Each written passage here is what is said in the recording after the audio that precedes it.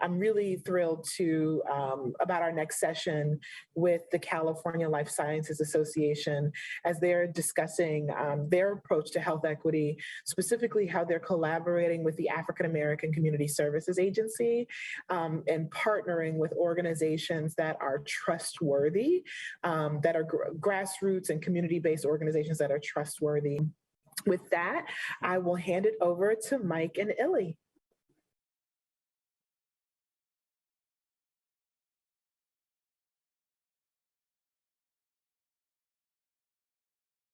So we're really a proud partner with the African American Community Services Agency.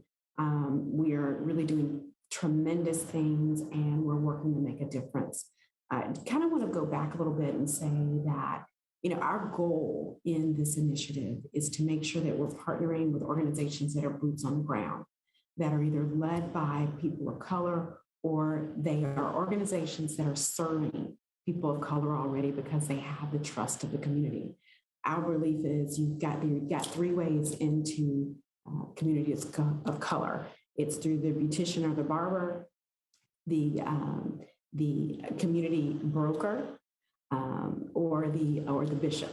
And we see him as one of our community brokers.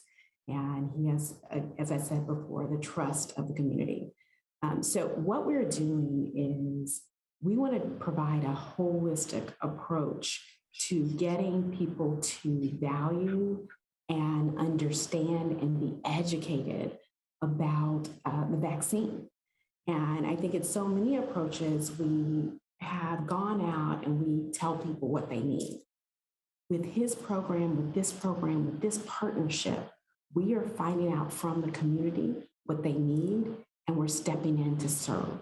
And a great example of that is during the holidays, there were so many people in the African American community that were really struggling about being with family and friends or traveling to family and friends, people they hadn't seen in over 2 years.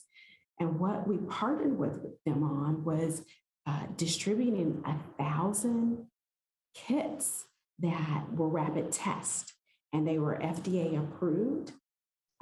We met with the people, we checked their vitals, we answered questions that they might have had, we overcame problems or concerns that they had, or maybe data that they found out that wasn't really accurate.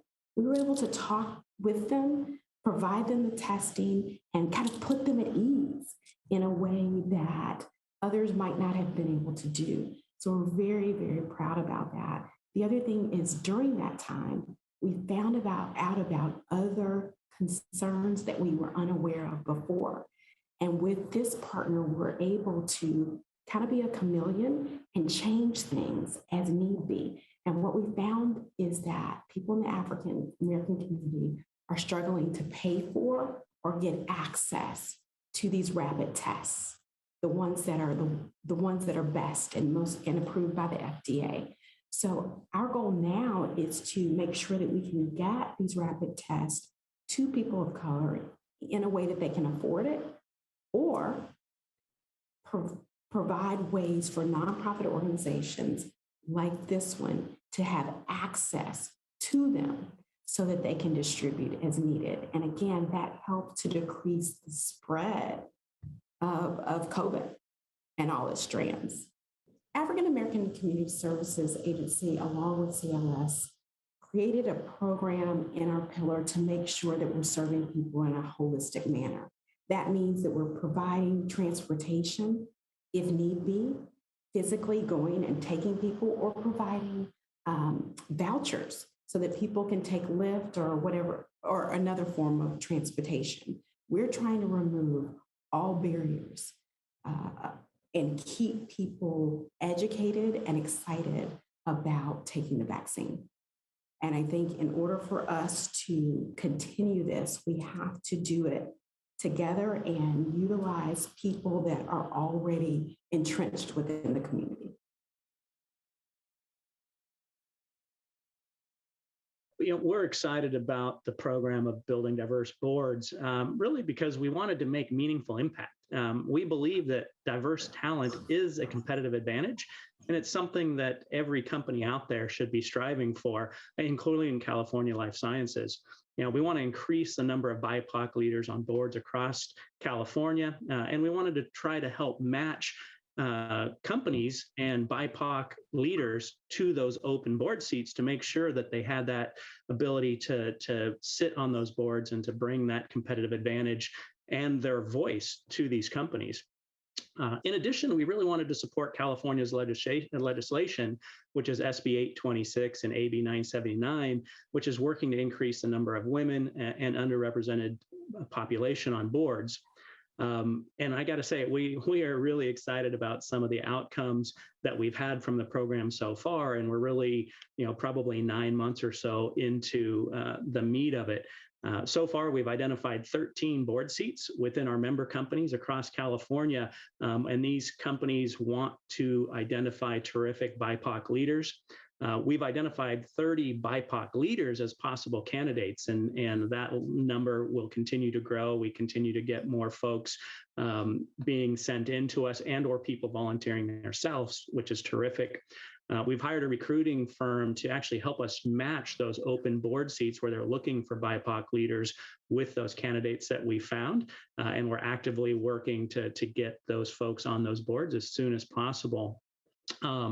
In addition, we've secured and identified 2 training programs where we're looking for BIPOC leaders who may need a little bit more training for boards, both short-term training, which might be a 3-month program to make sure they have all of the additional abilities if they haven't sat on boards in the past, and some long-term trainings as well to get people ready for those boards.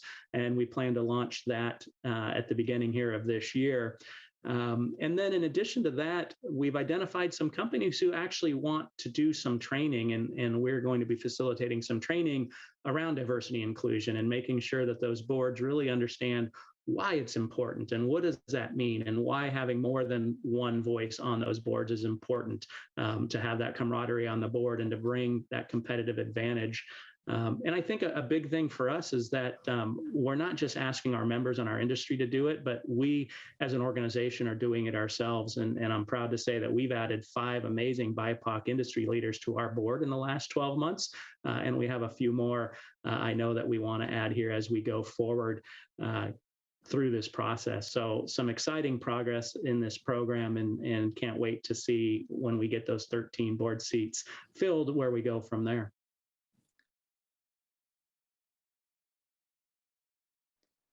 The innovation and entrepreneur pillar is important because our goal is to make sure that women and people of color have access to being the entrepreneurs that they are.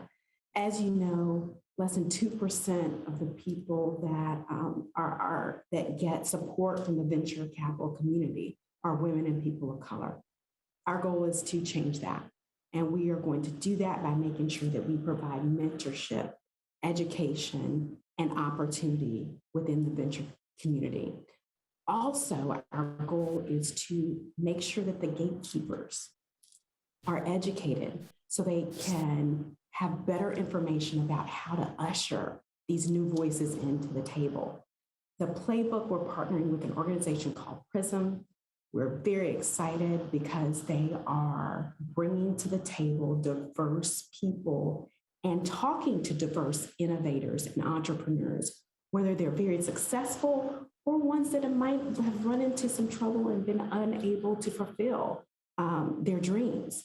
Our goal is to get a holistic approach so that we can provide a book with that has teeth in it so that people can move forward. And after doing that, PRISM will work with these innovators and incubators in our roundtable series. So it's not just a one-time informational opportunity. We will provide information and support throughout the entire process. California Life Sciences is very committed to advancing health equity, and we created the Racial and Social Equity Initiative because we wanted to do something different. We wanted to do something that wasn't just checking a box like a lot of companies and organizations did. We wanted to set the bar high. We wanted to set the bar so high that we might not have even been able to achieve it in the first year. But we're very excited with the progress that we're making. We also were able to raise $1 million a year for 3 years, starting last year for the next 2 years.